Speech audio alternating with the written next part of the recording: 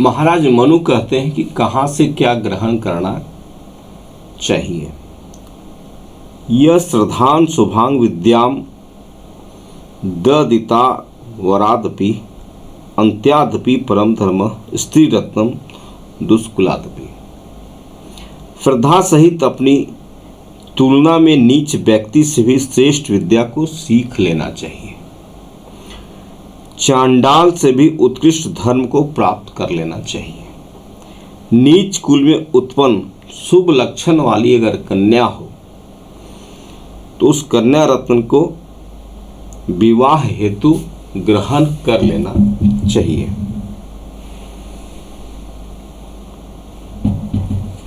He whose processed faith may receive pure learnings even from a man of lower caste, the highest law even from the lowest, and an excellent wife even from a best family।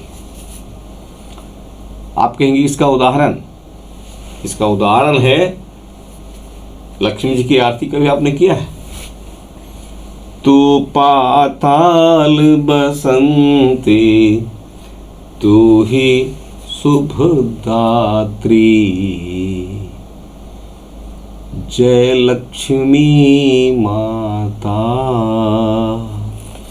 Lakshmi ji का जन्म कहाँ हुआ है? पाताल से हुआ है। पाताल में कौन रहते हैं? राक्षस। राक्षस कौन हुए? लक्ष्मी जी के भाई।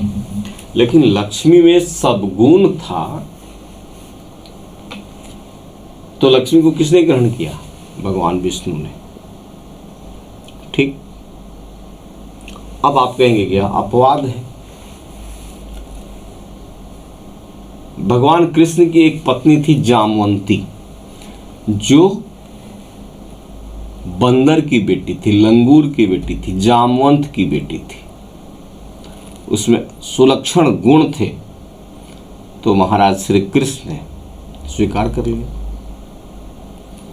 इसलिए विद्या किसी से भी ली जा सकती है, किसी को भी गुरु बनाया जा सकता है।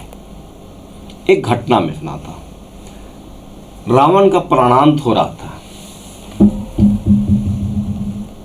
राम ने लक्ष्मण से कहा कि लक्ष्मण, एको हम द्वितीयो नास्ति।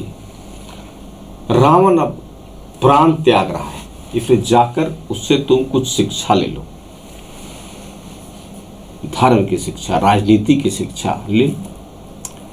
लक्ष्मण महाराज गए तो देखते क्या है, लक्ष्मण महाराज की रावण पड़ा हुआ है, उसकी ये ओठ नाक कान ये सारी मक्खियां भिन भिना रही हैं और वो चीर निद्रा में मोटी मोटी सांसें ले रहा है।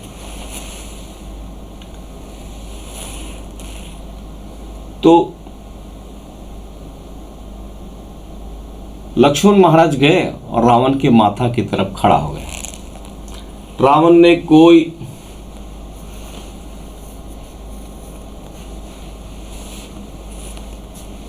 एक्सप्रेशन नहीं दिया, खड़ा रहे लौटे।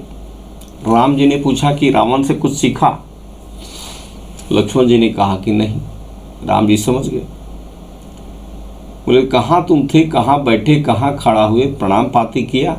मैं गया और उनके माथा की तरफ खड़ा हो गया था। राम जी ने कहा कि नहीं, जब शिक्षा लेनी हो तो पैर की तरफ जानी चाहिए, तुमको पैर छूना चाहिए। आप दोबारा गए, लक्ष्मण जी पैर की तरफ गए। जैसे लक्ष्मण जी गए पैर की तरफ, रावण को का अभिवादन किया, प्रणाम किया। मरता हुआ रावण अपनी दोनों बाजुओं को खींचा और धनुष को टांग दिया।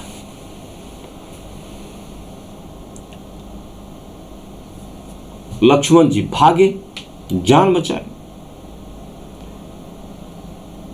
माथे की तरफ आए, क्योंकि वह बेचारा अब घूम नहीं सकता था, वो तो सामने जो है उसी को टारगेट कर सकता था।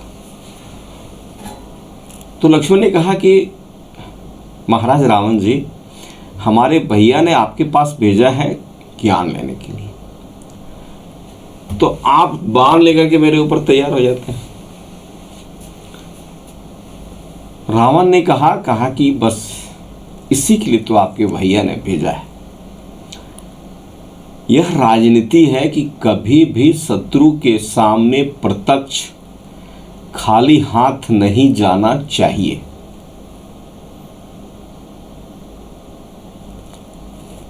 यह ज्ञान आप लक्ष्मण भाई जान लीजिए। लक्ष्मण लौटे, राम जी ने पूछा, लक्ष्मण ने सारी बातें बताई। झारखंड में और छत्तीसगढ़ में कई ऐसे उग्रवादी घटनाएं हुई